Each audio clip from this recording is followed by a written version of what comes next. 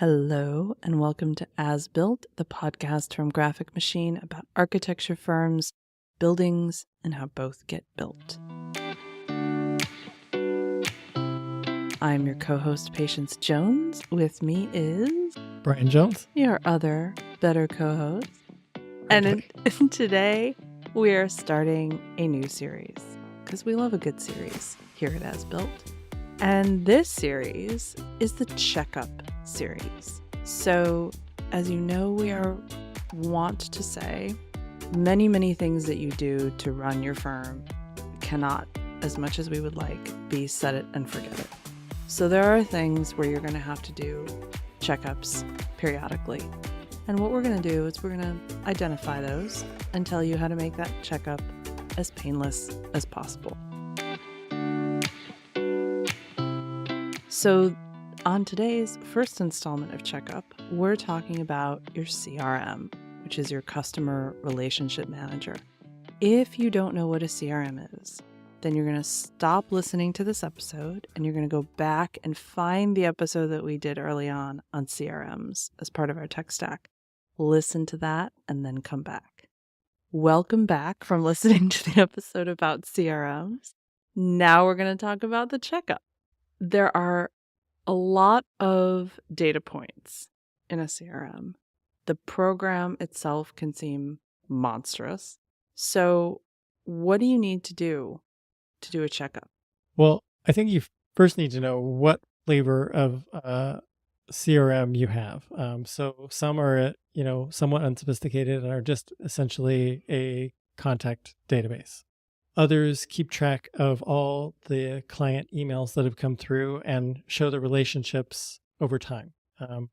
And so depending on which of those that you have, there are others in between all those, but that's kind of the range of what you have.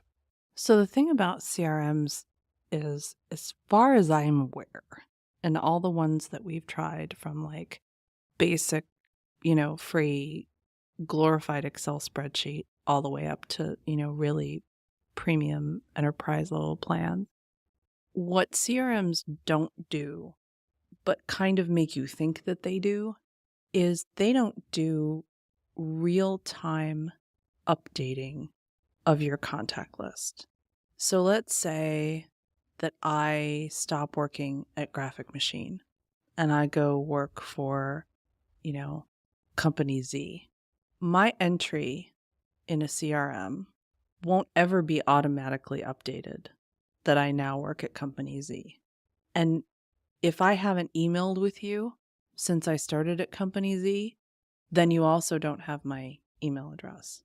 If I retire from Graphic Machine, there's no update that gets sent to the CRM saying that I've retired and I don't have an active email account anymore. You'll find that out the next time you try to email me. But if you just were to go and look in the CRM, as far as you know, I still work at Graphic Machine. And if you figure, several thousand people that you might have in your CRM, people change jobs a lot. People change careers. People retire. So right now, as far as I know, there's no automatic tool that runs all those updates. So what we have discovered is that doing an annual kind of a clean out of your CRM is really super important, because you will discover that people have gone to other jobs.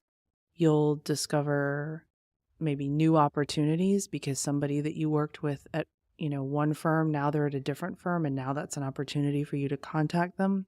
So it's a really time-intensive process.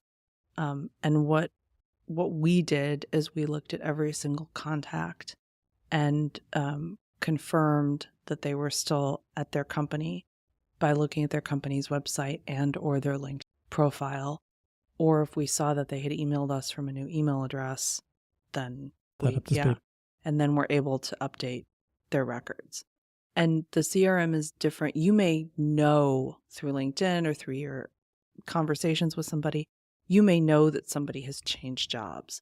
But unless you have remembered to go into the CRM and update it, it's not reflected there. And the next time you send out a communication, it will go to the wrong place. That's exactly right. Or you think, let's say you're getting ready to do a proposal, you think you have contacts somewhere, and it turns out that you don't anymore because all those people now work at different firms. You want to know that before that sort of crucial pivotal moment when you absolutely have to know somebody that works someplace. And conversely, that's sort of assuming only external reasons why you would want to update your contact database. But there's also internal reasons. So you might have had a person on your team that left, and the people that they were responsible for are no longer direct relationships with the firm. They had a relationship with that person. So understanding like who it will be okay to contact, who it won't be okay to contact is another level of going through this and understanding who do we still have active relationships with? Because that's what this database is for, is to help you understand what are the pool of opportunities that we have in front of us that we can continue to go back to and talk to help cultivate new business opportunities. That is exactly right. And if you have forms on your website where people have emailed, they've either filled out a contact form or they've given you their email address to download something, if they gave you a work address and that's not their work address anymore, you're really not supposed to just dig up their new email address and substitute that email address.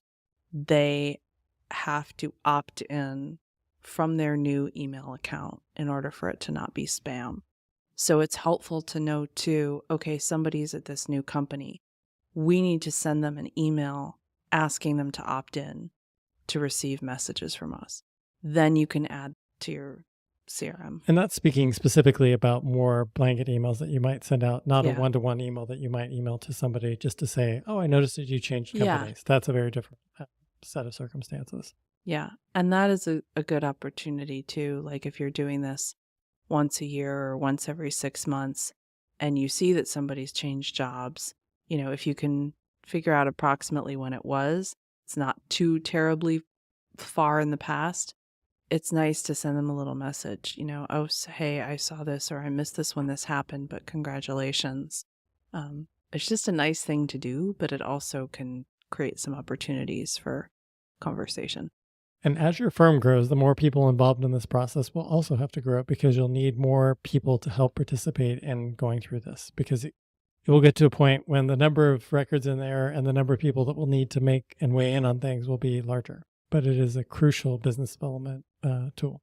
And before you get too many people involved in the project, you have to come up with parameters. You have to come up with some way for people to decide, does this person stay in? Do they come out? Does their title get changed? Does it not? Do we have to have 2 independent sources of truth before we can update their record? Because you're not going to want to answer questions from 7 different people as they're working on this system, and people won't always ask questions, they'll just make assumptions. So in order to keep your data as useful and clean as possible, you just want to have a set of here's what to do, here's what not to do. And just like any other tool that would be in your studio, you want this to be as effective and up to date as possible. And so that is the whole point here, is to have a business resource that can help you continue to maintain and grow the firm. Yeah. Every time you think to yourself, like, oh, that just seems like a lot of work, I don't want to do that. I want you to imagine that your untouched CRM starts to morph into one of those giant blue plastic bins that's just filled with loose paper. And for every year that you don't check it, stack on another 2 of those blue plastic bins. And now imagine yourself like dragging those around.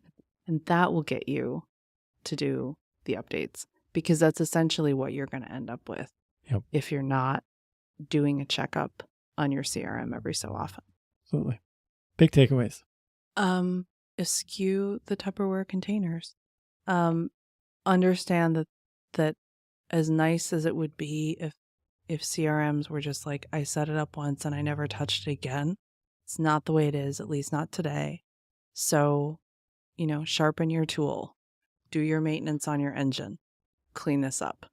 And also, just because you can have unlimited digital storage space doesn't mean you should avail yourself of that. It's not a reason to test that. Sometimes I feel like people have this view of like, I'm gonna get my money's worth from I all my storage, dare you to run out of storage. right? I'm gonna put everything in there. Yeah, we had a client who they went to send out an email and they got an address list from one of their partners, and over half of the people on the address list had passed away. Like, that's That's a years downer. ago. Yeah. Like, just No, don't end up in that no. position. Just don't. Clean it up. Thank you for listening. Go do your checkup, and we will talk to you next time.